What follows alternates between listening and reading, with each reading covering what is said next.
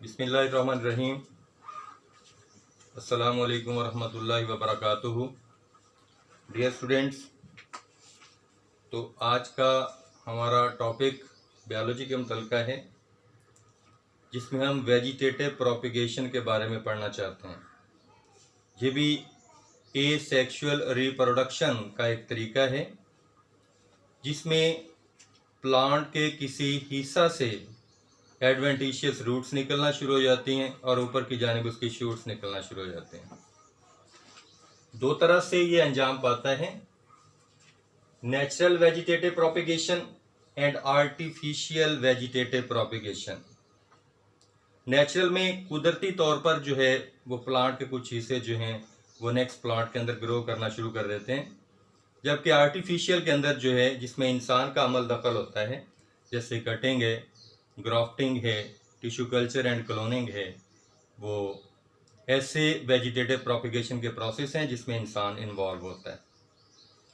तो natural vegetative propagation जो है, इसमें बहुत से प्रोसेसेस जो है ना मौजूद हैं, जिसमें सबसे पहला प्रोसेस जो है वो बल्ब है।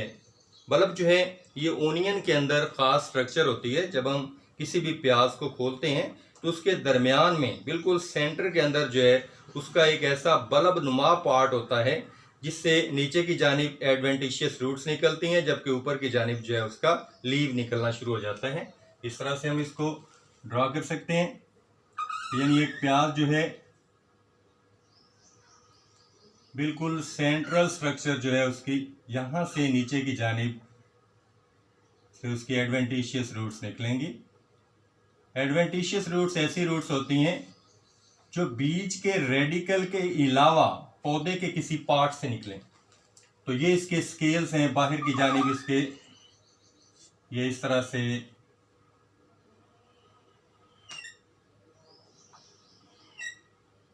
दरमियान में ये जो स्ट्रक्चर है जिसको हम बल्ब से मुशाबिहत जो है देते हैं, ये मखसूस किस्म की स्ट्रक्चर है। और प्याज चाहे कहीं भी पड़ा हुआ हो, चाहे वो ज़मीन के साथ अटैच है या ना हो, उसमें ऊपर की जानिब जो है यहाँ से उसका लीफ जो है वो निकलना शुरू हो जाता है, यानी वो ग्रो करना शुरू कर देता है। बाहर वाले स्केल जो हैं वो आहिस्ता आहिस्ता उतर जाते हैं, जबकि ये जो है बढ़कर जो है कि नए प्याज के अंदर तब्दील हो जाता है। क्योंकि यहाँ पर कोई सेक्सुअल रिप्रोडक्शन का तरीका इन्वॉल्व नहीं है, ना कोई मेल ना फीमेल, कोई कंसेप्ट नहीं है, और ख़ुद ब खुद जो है वो प्याज ने उगना शुरू कर दिया है। इसको हम नेचुरल वेजिटेटिव प्रोपिगेशन का तरीका कहेंगे, जिसमें बल्ब्स के थ्रू जो है इसके अंदर वेजिटेटिव प्रोपिगेशन हुई है। इस स्ट्रक्चर को हम बल्ब कहेंगे। नेक्स्ट जो है कोरम्स। कोरम्स जो हैं ये आमतौर पर इसकी जो मिसालें हैं ये डैशीन है, गार्लिक है या कोलोकेशिया है। इसमें डैशीन जो है ये अरबी वगैरह जो होती है, जो हम घर में जो है सब्जी के तौर पर पकाते भी हैं, डैशीन कहलाती है। गार्लिक जो है ये लहसुन वगैरह जो है वो इसके अंदर आ जाता है, जबकि कोलोकेशिया जो है ये कचालू नुमा जो है एक स्ट्रक्चर है, जो हम जो है आमतौर पर जो है वो खाते भी हैं इसको भी। तो ये आमतौर पर कोरम्स के थ्रू जो है ना वो बढ़ता है। इसको अगर देखा जाए तो इसकी भी एग्जाम्पल जो है कोलोकेशिया के सिलसिले में दी गई है यहाँ पर, कि इसमें बेसिकली इस किस्म का पार्ट जिसके ऊपर जो है ये छोटे छोटे पार्ट जो हैं वो बने हुए होते हैं, और ये बढ़कर जो है मुख्तलिफ किस्म की स्ट्रक्चर जो है इसके ऊपर ये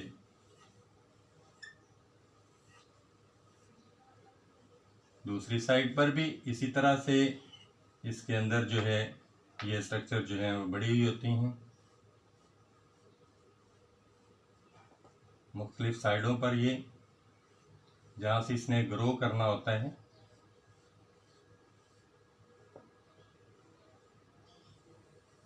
इसमें हर साइड पर मुख्तलिफ किस्म की ये स्ट्रक्चर जो हैं इसमें मौजूद होती हैं, जहाँ से ये ग्रो कर जाता है।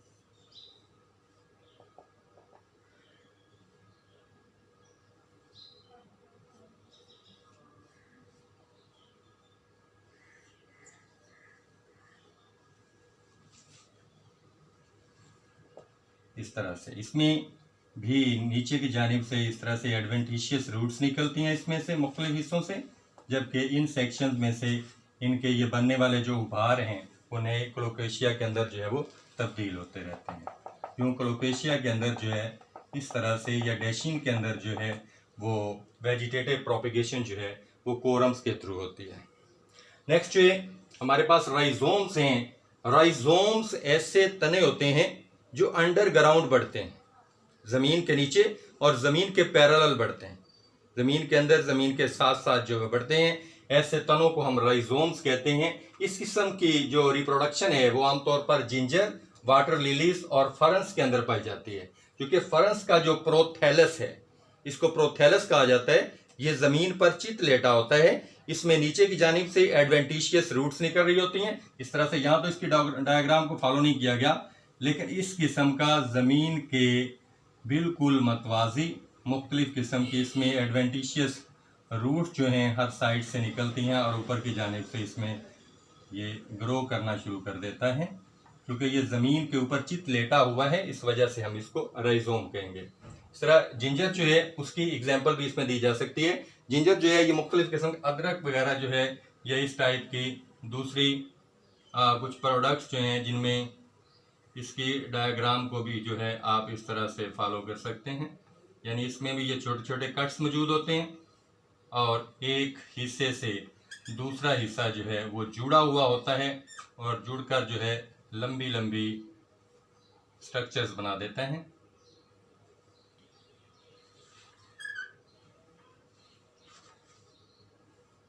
ये भी हम खाने के तौर पर अपनी सब्जी में इस्तेमाल करते हैं।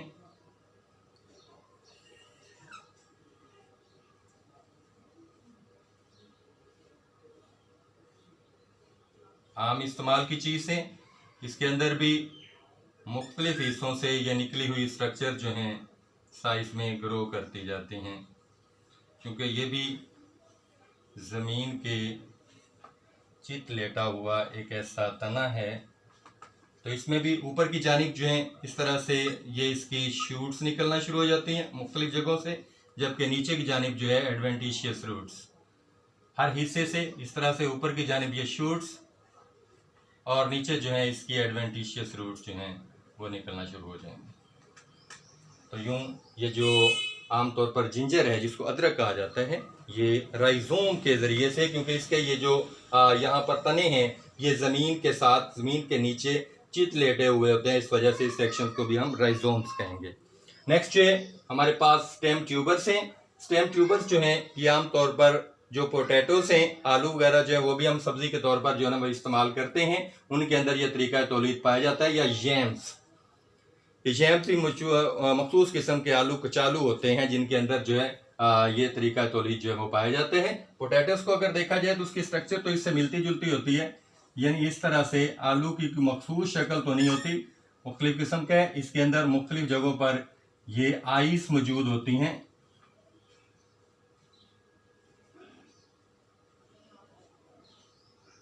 ब्रीडिंग सीजन के अंदर जो है इसमें ये आइस जो हैं यही डेवलप करती हैं, ग्रो करती हैं, और इसमें इसके या तो अगर इसको खुद से जो है वो रिप्रोड्यूस करवाया जाए तो फिर इसके छोटे छोटे गुतले काटे जाते हैं और उनको ज़ेरे ज़मीन दबाया जाता है।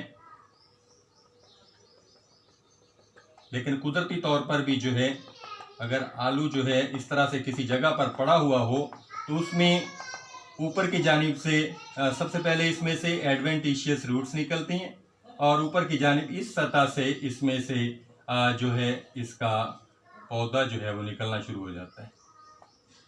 तो ये भी चूंकि ज़ेरे ज़मीन ही बढ़ता है, आलू जो है ज़ेरे ज़मीन होता है, तो इसकी जो रिप्रोडक्शन है जहाँ पर इसकी ये आई यानी ट्यूबर्स मौजूद हैं वहाँ पर ये ग्रो करेगा और ऊपर की जानिब ये इसके शूट्स निकलना शुरू हो जाएंगे, नीचे की जानिब एडवेंटिशियस रूट्स निकलना शुरू हो जाएंगे।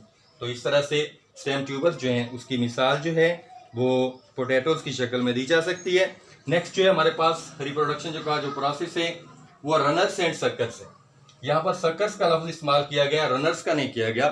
तो रनर्स जो हैं ये आमतौर पर ये जो ग्रासेस हैं, ग्रासेस में जो तना है वो आमतौर पर उसके जो बढ़ने का प्रोसेस है वो इस तरह से इस साइड पर ज़मीन के मतवासी बढ़ता चला जाता है और उसकी हर नोड से ऊपर की जानिब जो है उसमें से शूट्स और नीचे की जानिब उसमें से एडवेंटिशियस रूट्स, ऊपर शूट्स नीचे adventitious roots, shoots adventitious roots. तो हर जगह पर ऊपर की जानिब शूट्स और मुख्तलिफ नोड्स के ऊपर जो है ये इस तरह से घास जो है वो ग्रो कर जाता है। इसको हम रनर्स का तरीका कहते हैं। कुदरती तौर पर रिप्रोडक्शन हुई है, इसलिए ये नेचुरल वेजिटेटिव प्रोपेगेशन का एक प्रोसेस है।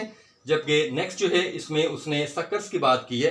तो सक्कर्स में जानदार के जिस्म के साथ जो है, जैसे हम केले की अगर मिसाल दे लें तो इसके साथ भी ये छोटे छोटे जो स्केल्स यानी सक्कर्स की शक्ल में ये बढ़ते हैं। ऊपर की जानिब जो है ये इसका पूरा दरख्त मौजूद है केले का। तो ये जो साइड पर बढ़ने वाले ये इसके सक्कर्स हैं, ये बढ़कर जो है नए पौधे के अंदर तब्दील हो जाते हैं। तो यूं सक्कर्स का जो प्रोसेस है ये आमतौर पर बनानास के अंदर भी पाया जाता है। नेक्स्ट जो है वो हमारे पास by leaves, vegetative propagation by leaves. तो लीव्स के थ्रू भी वेजिटेटिव प्रोपेगेशन होती है, यानी पौधे के पत्ते के जरिए से। इसकी मिसाल जो है वो ब्रायोफाइलम, ब्रायोफाइलम को उर्फ़े आम में पत्थर चट कहते हैं। ये ऐसा पौधा है जिसका पत्ता जो है उसके ऊपर इस तरह से मॉडर्न की नॉचेस मौजूद होती हैं, यानी इस किस्म का इसका पत्ता, इसके ऊपर ये इस तरह से इसके पत्ते में ये छोटे छोटे ये उभार होते हैं जिसको नॉचेस कहते हैं।